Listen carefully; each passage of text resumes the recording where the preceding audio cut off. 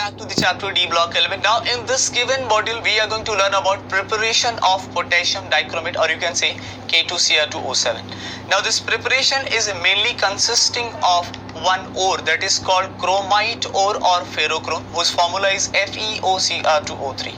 Preparation of potassium dichromate is basically consisting of four steps. If you will see, the very first step is concentration of ore, which actually involve removal of unwanted particle, that is impurity, that is also called as gangue.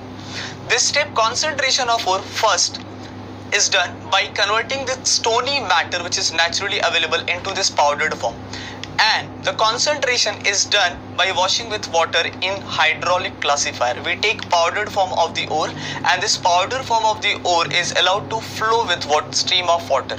All the lighter gangue particles, with the flow of the water, it comes out, leaving behind denser, heavier particles of the ore. After concentrating ore, the second step involved is what? Roasting. In roasting, generally we are converting chromite ore into its sodium chromate. So if you will see, the very first step, which gives concentrated ore, after obtaining concentrated ore, it is mixed with washing soda, that is sodium carbonate, which is also called as soda ash, and this soda ash is actually mixed with the limestone, that is calcium carbonate. So the mixture of concentrated ore, soda ash and limestone is heated in excess of oxygen in reverberatory furnace. After heating, we are going to get yellow color mass of sodium chromate. So in the second step, we are obtaining yellow color mass of sodium chromate after roasting. Let's move to this final reaction which can be written for this is ferrochrome, which is actually FeOCr2O3. If it is heated in the presence of oxygen, it gives two compound, that is Fe2O3 and Cr2O3.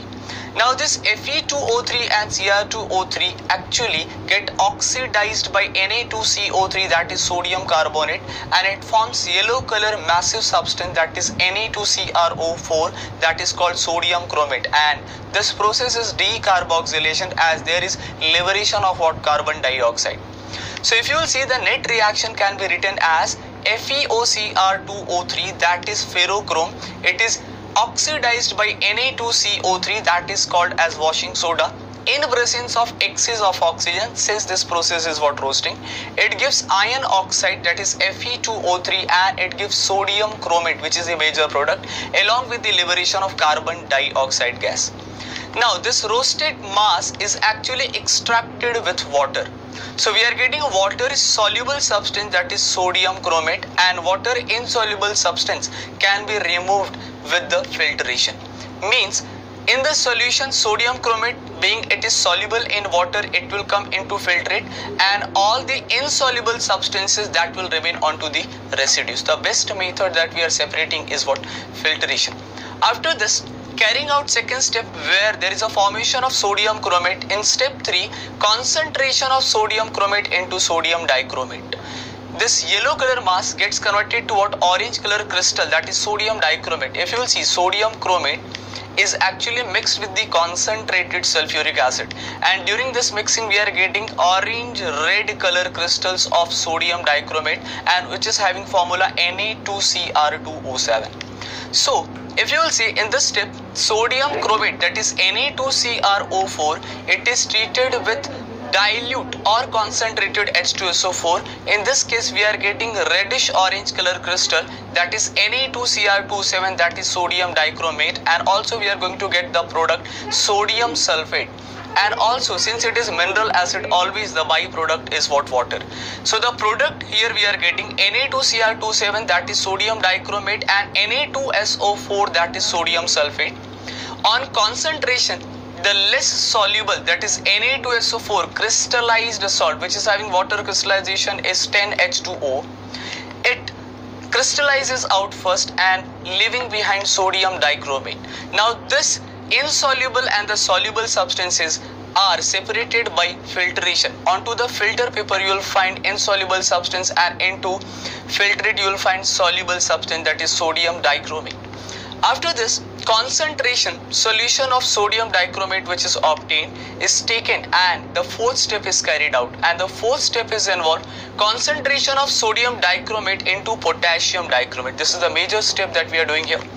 If you will see concentrated solution of Na2Cr27, that is sodium dichromate, which is actually allowed to react with the potassium chloride.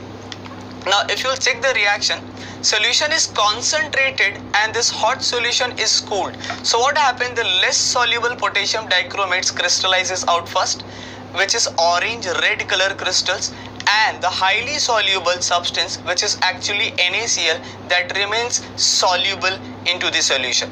Now come to the separation part of it. If you will see Na2Cr27, that is sodium dichromate, if it is treated with the KCl, there is substitution reaction takes place. It forms K2Cr2O7 crystals and NaCl. If you will check the solubility of potassium dichromate and NaCl, so potassium dichromate is less soluble in water and NaCl has high solubility. That's why potassium dichromate is purified by crystallization. After this crystallization, we are going to get red orange color crystal, which is potassium dichromate. That's all in this forum. Thank you very much.